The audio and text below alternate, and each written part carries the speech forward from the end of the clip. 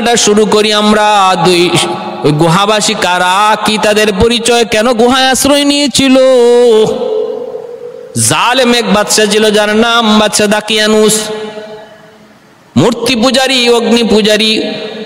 ওই মূর্তি পূজারী, অগ্নি পূজারী, সে ছিল জালেম। তার রাজ্যের 7টা যুবক, এরা মূর্তি পূজা করে না, এরা মানুষের পূজা করে না, এরা এক আল্লাহতে বিশ্বাসী, এক আল্লাহতে বিশ্বাসী। ভাইরা বন্ধুরা, তাওরাত কিতাবের উপর বিশ্বাসী, এক আল্লাহর উপর ঈমান। মূর্তি কোনোদিন খোদা হতে পারে না, এই হলো তাদের কিনার বিশ্বাস। অথচ এই 7 জনের বাবা হলো বাদশার বড় বড় মন্ত্রী, বাদশার বড় বড় মন্ত্রী হলো তাদের বাবা। একদিন বিশাল বড় একটা আয়োজন, রাষ্ট্রীয় আয়োজন, সেখানে বাদশাহ সবাইকে ডাকছে, এখানে মূর্তি পূজা হবে। আয়োজনে সবাই শরীক হইতেছে, কিন্তু এই 7 যুবক যায় না। রং ঢং হবে, গান বাজনা হবে, আমোদ ফুর্তি হবে, মদ গাঞ্জা চলবে, যাত্রার অনুষ্ঠান চলবে, নারীদের নাচ চলবে, উলঙ্গ নাচ দেখার জন্য সবাই পাগল। কিন্তু ওই গুনার অনুষ্ঠানে 7 যুবক তারা যাবে না। অথচ 7 জনের একজনের সাথেও কারো কোনো সম্পর্ক নাই। একজন করে তারা ওই জমকালো নৃত্য অনুষ্ঠানে যোগ না দিয়া তারা একজন করে পাহাড়ের দিকে চলতে লাগলো। গাছের নিচে যায় একজন বৈশা বৈশা মনে মনে কল্পনা করি আর কই, হায় কোন দেশে পড়লাম, কোন জালেমের খপ্পরে পড়লাম। মূর্তি কেমন করে খোদা হয়, হায় রে কেমন করে এই সমস্ত কাজ বৈধ হয়, কেমন করে এর দ্বারা সমাজে শান্তি আসে, এর দ্বারা অশান্তি ছাড়া কোনোদিন শান্তি আসবে না। আসমান জমিন যিনি বানাইছেন তিনি তো খালিক, তিনি তো মালিক। বাদশাহ কোনোদিন মালিক নয়, দেবদেবী কোনোদিন খোদা নয়। পরে দেখা গেল আরেকজন যুবক যায় বসছে, আরেকজন যায় বসছে, আরেকজন 7 জন একটু দূরে দূরে বসছে। একজন আরেকজনের দিকে তাকায় আর মনে মনে কইতেছে, কইরে কি ব্যাপার, আজকে এত বড় এক অনুষ্ঠান, পুরনো টকবগে যুবক, এই যুবক কত যুবক আজকের অনুষ্ঠানে যায় মজা নিতেছে, আকাম কোকাম করতেছে কত। কারণ যৌবন কালটা হলো পাগলামির বয়স, যৌবন কালটা পাগলামির বয়স। এই পাগলামির বয়সটাতে সে পাগলামি না কইরে এখানে আসলো কে, আমি তো আসলাম না হয় এক জিনিস ভাইবার, সে কেন আসলো? এরকম ভাবে একজন আরেকজনের মনের মধ্যে একই কথা শুধু, সে কেন আসলো, সে কেন আসলো। একজনে জিজ্ঞেস করে ফেলছে, ভাই ঘটনা কি, আজকে অত মজা, অত আনন্দ, অত ফুর্তি চলতেছে, এই ফুর্তিতে আপনি এখানে আসছেন কেন? ভাই আমার ভাল লাগে না। কেন? আবার চিন্তাও করে মনের কথা কেমনে কয়, একজন আরেকজনে কইলে তো ভয়, সে যদি আবার এই কথা বাচ্চারা জানায় দেয় তাহলে তো বিপদ। ভাই বলেন বলেন বলেন, আমি আপনার কথাগুলি আমানত রাখবো, এখানে কেন আসছেন? ভাই আসছে, আমার এগুলো ভালো লাগে না। এই যে মূর্তির পূজা, এটাই কেমন করে সম্ভব? মূর্তি কোনোদিন খোদা হইতে পারে না, মূর্তি আল্লাহ হতে পারে না, মূর্তি কোনোদিন দেবতা হইতে পারে না। খালিক আর মালিক তো যিনি আমাকে বানাইছেন, আপনাকে বানাইছেন, আসমান জমিন সব কিছু যিনি সৃষ্টি করেছেন, তিনিই তো হবেন খালিক আর মালিক। বাদশাকে তো সেজদা করা চলে না, সেজদা যদি করতে হয় তো করবো যিনি খালিক আর যিনি মালিক, তিনি রাজ্জাক, তার কাছে। শোনা মাত্রই কয়, ভাই রে তুমি এটা কেমন কথা বললা? দৌড় দিয়া যায় জাবরায়া ধরছে, কুলের মধ্যে কুলে নিয়ে আনিছে। এ ভাই আমার অন্তরের কথাগুলি তুমি বলে ফেলেছো। কে গো তুমি? কয় আমি অমুক মন্ত্রীর বলা। আর হে কয় আমিও তো অমুক মন্ত্রীর বলা। পাশের জনে হেও কান লাগায় শুনতেছে, হেও এই কথাগুলি শুনে মনে মনে কয়, হাই হাই, এরা দুজনের মনের কথা আমার মনের কথা এক। হেও তো কোন দূর দিয়ে আইসা কয়, ভাই তোমরা যেই কথা বলতেছো আমিও তো এই কথা এখানে হাজির হয়েছি, তোমরা যেই চিন্তা নিয়ে এখানে এসেছো আমিও ওই চিন্তা নিয়ে এখানে এসেছি। এইভাবে 7 জনের 7 জন তারা এক হয়ে গেল। 7 জনের চিন্তার ফিকির এক অভিন্ন। পরে তারা এক হয়ে গেল, কয় বলতেছে ঠিক আছে এখন কি করা যায়? কয় না না, আমরা মূর্তি পূজা করব না, বাচ্চাকেও আমরা খোদা হিসাবে মানব না। কিন্তু মুহূর্তের ভিতরে খবর বাদশার কাছে চলে গেছে, এই 7 যুবক নাই, এরাই অনুষ্ঠানে নাই। খবর কি? তদন্ত লাগাও। তদন্ত করে খোঁজ খবর নিয়ে দেখে এরা একটা গোপন ঘরের মধ্যে এক আল্লাহর ইবাদত করে। বাদশা বাহিনী লাগায় তাদেরকে ধরে ফেললো, ধরে নিয়ে আসলো। বাদশা বাহিনী লাগায় ধরলো, ধরে নিয়ে আসলো, আইসা হাজির করলো। এইবার বাদশা বলতেছে, ঘটনা কি, তোমাদের কি ব্যাপার? তোমরা আমার রাজ্যের অনেক গুরুত্বপূর্ণ ব্যক্তির মানুষের সন্তান, এই পাগলামি করিস না যুবক, এই মন্ত্রীর পদটা ভবিষ্যতে তোমাকেই নিতে হবে। বাবা আর কয়দিন বাঁচবে, এরপর তোমাকেই পদ নিতে হবে। কত নেতৃত্বের লোভ, কত কিছু তাদেরকে শোনায়, কিন্তু যুবকগুলি পরিষ্কার জানাই দিছে, বাচ্চা জাহাপনা, মন্ত্রিত্বের লোভ দেখায়েন না, ক্ষমতার লোভ দেখায়েন না। আমরা এক আল্লাহর গোলামি করি, এক আল্লাহকে আল্লাহকে স্বীকার করি। কোনোদিন মূর্তি খোদা হতে পারে না, আপনি আমাদের মালিক হতে পারেন না। সাজদা যদি করবো তো এক আল্লাহর কুদরতি কদমে করব, গায়রুল্লাহর সামনে কোনোদিনই কপাল ঝুঁকবে না। কপালটা বড় দামি, আল্লাহ নিজের হাতেই কপাল বানাইছেন। সব কিছু আল্লাহ বানাইছেন কুন ফায়াকুন বইলা। জমিন আল্লাহ বানাইছেন কুন ফায়াকুন বইলা, আসমান আল্লাহ বানাইছেন কুন ফায়াকুন বইলা। কিন্তু মানুষের এই চেহারাটা আল্লাহ বানাইছেন কুদরতি হাতে। কারণ ফেরেশতাকে আল্লাহ বলেছেন, ফেরেশতারা শুনো, এই কপালটার এত দাম, এত দাম, এত দাম, এই কপালটা দিয়ে আমার বান্দা আমার কুদরতি কদমে সেজদা দিবে। অতএব এই কপালে শুধু আমি আল্লাহর হাত লাগবে, আর কারো হাত নয়। খালাকতু বিয়াদাইয়া, খালাকতু বিয়াদাইয়া বইলা আল্লাহ কোরআনে বলেছেন, চেহারাটা আমি আল্লাহ বানাইছি, আমি আল্লাহ বানাইছি। এর যুবক, চেহারাটা মাজারে গিয়া টেকানোর জন্য আল্লাহ কপাল তোমার বানাই নাই রে। কোন পীরের কাছে কপাল টেকানোর জন্য কপাল আল্লাহ নিজের হাতে বানায় নাই। কেন তুমি এত বড় জুলুম করতেছো নিজের সাথে?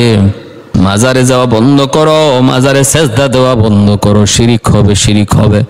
কপাল আল্লাহর কদমে শুধু সেজদা দেওয়ার জন্য, পীরের দরবারে সেজদা দিলে শিরিক হবে, সাথে সাথে বেঈমান, বেঈমান ঈমান থাকবে না।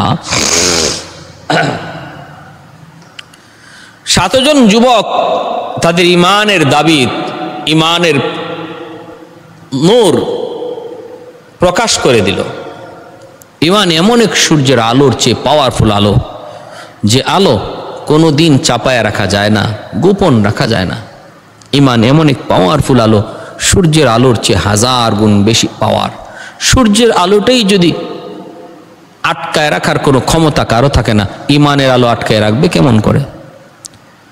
বাদশা তখন বলতেছে, একদিন সময় দিলাম, একদিন তোমরা, কারণ তোমরা আমার দেশের ভিআইপি মানুষের সন্তান, মন্ত্রী মিনিস্টারের পোলা, তোমাদেরকে এই মুহূর্তে গর্দান নেওয়া ঠিক হবে না। একদিন টাইম দিলাম, বুঝো।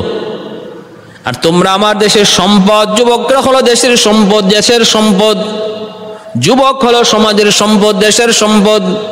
এই যুব সমাজ যেই দিকে যায়, গোটা দেশটা ওই দিকে যায়। যুব সমাজ যেই পথে হাঁটে, দেশ ওই পথে হাঁটে। যুব সমাজ যদি চরিত্রবান হয়, দেশ সুন্দর হয়। যুব সমাজ যদি ক্যারেক্টার লস হয়, দেশটা ধ্বংস হয়ে যায়। এজন্য যুবকদের চরিত্রের দিকে খেয়াল দেওয়া উচিত প্রশাসনের, দেশের শাসকের। আজকে এই দেশে অর্থমন্ত্রী আছে, এই দেশে খাদ্যমন্ত্রী আছে, বাণীমন্ত্রী আছে, সব মন্ত্রী আছে, কিন্তু চরিত্র সংশোধনের কোনো মন্ত্রী নাই, মন্ত্রী নাই।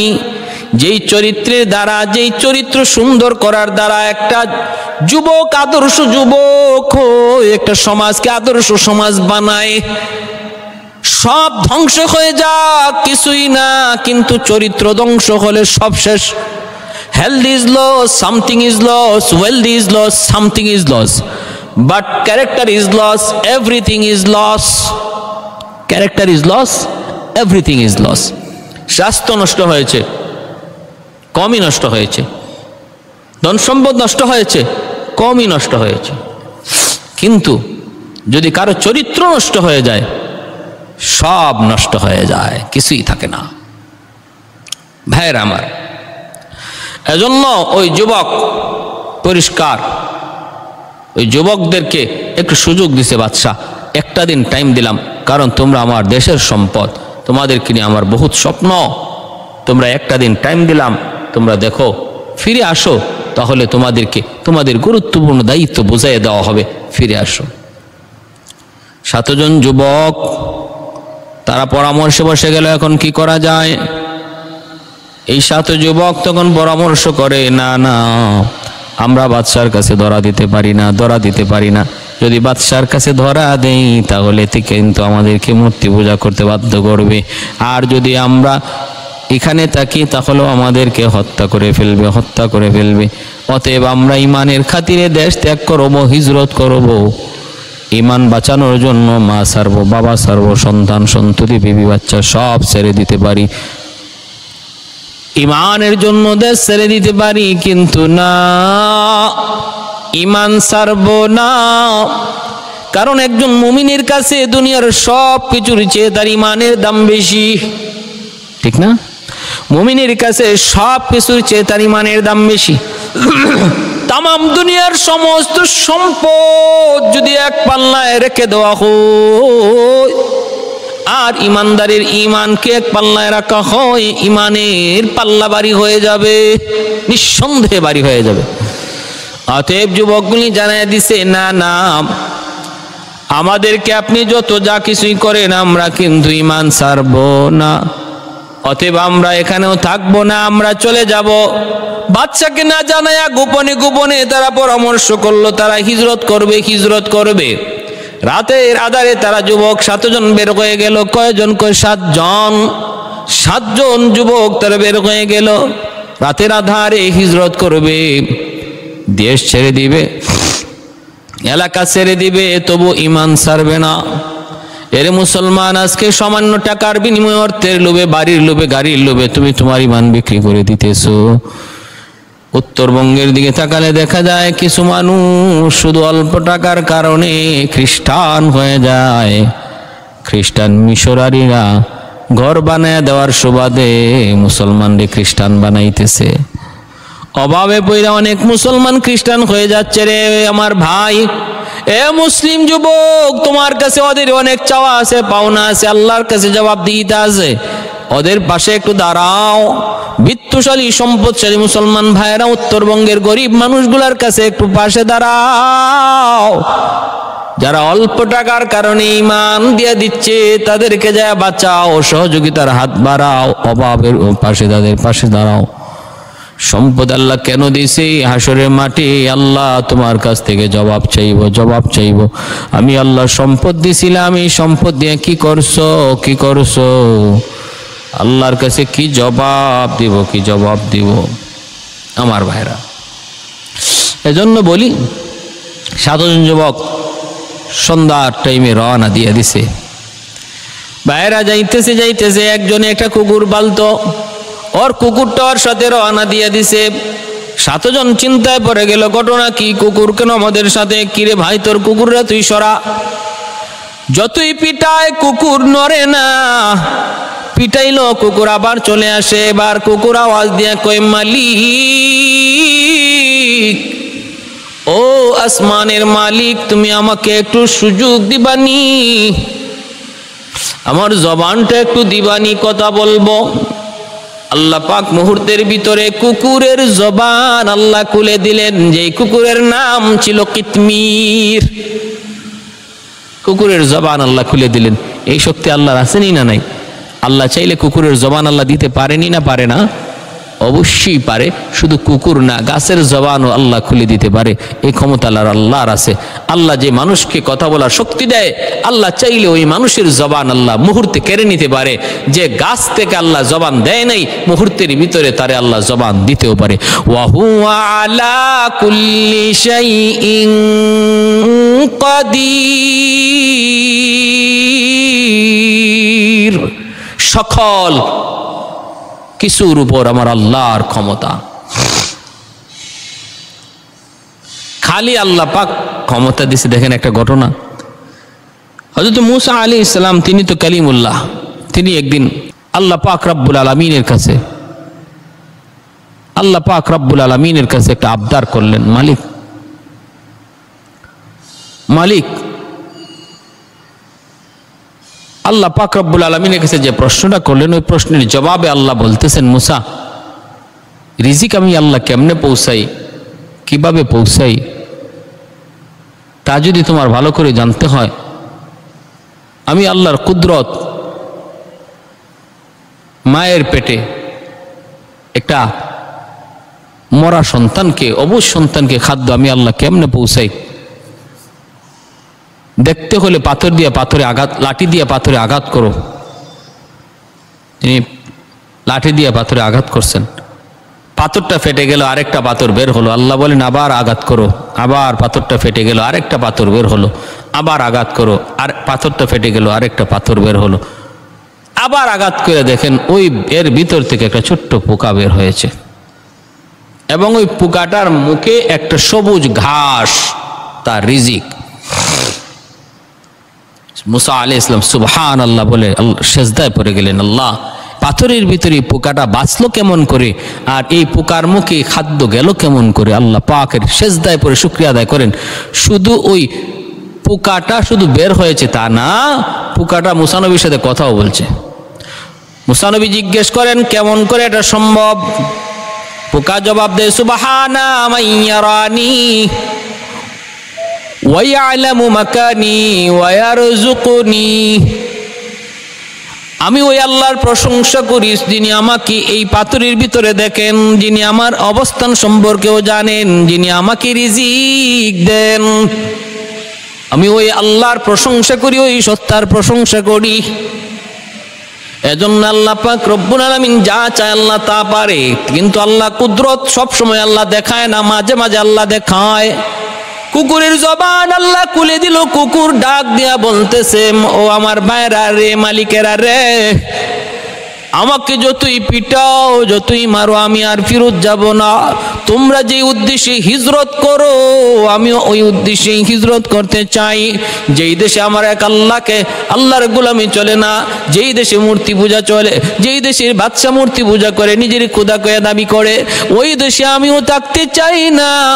আমিও ইমানের খাতিরে হিজরত করতে চাই, আমাকে তোমরা সাথে করে নিয়ে যাও। আর তোমরা ভাবতেছো আমি আমার স্বজাতি কোনো কুকুর দেখলে পরে কেউ করব, তোমাদের সমস্যা হবে। আমি কুকুর ওয়াদা দিলাম, বিন্দু পরিমাণ আওয়াজ আমি কুকুর করব না। যত আক্রমণে আমার উপরে আসুক আমি কোনো আওয়াজ করব না।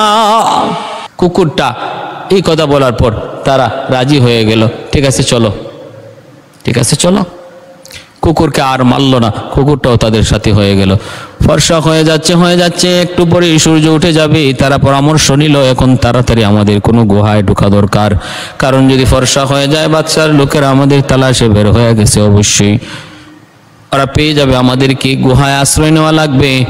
একজনে বলতেছে ভাইরে সামনে একটা গুহা আছে, আমি প্রায় এখানে আমার উট নিয়ে আসতাম, ওই উট নিয়ে আসার সময় আমি জানতাম ওইখানে একটা গুহা আছে, আমরা ওই গুহাটার মধ্যে রাতে আমরা আশ্রয় নিতে পারি, আমরা দিনটা এখানে কাটাবো, সকাল দিন কাটায় সন্ধ্যার সময় আবার আমরা অন্ধকারে বের হব।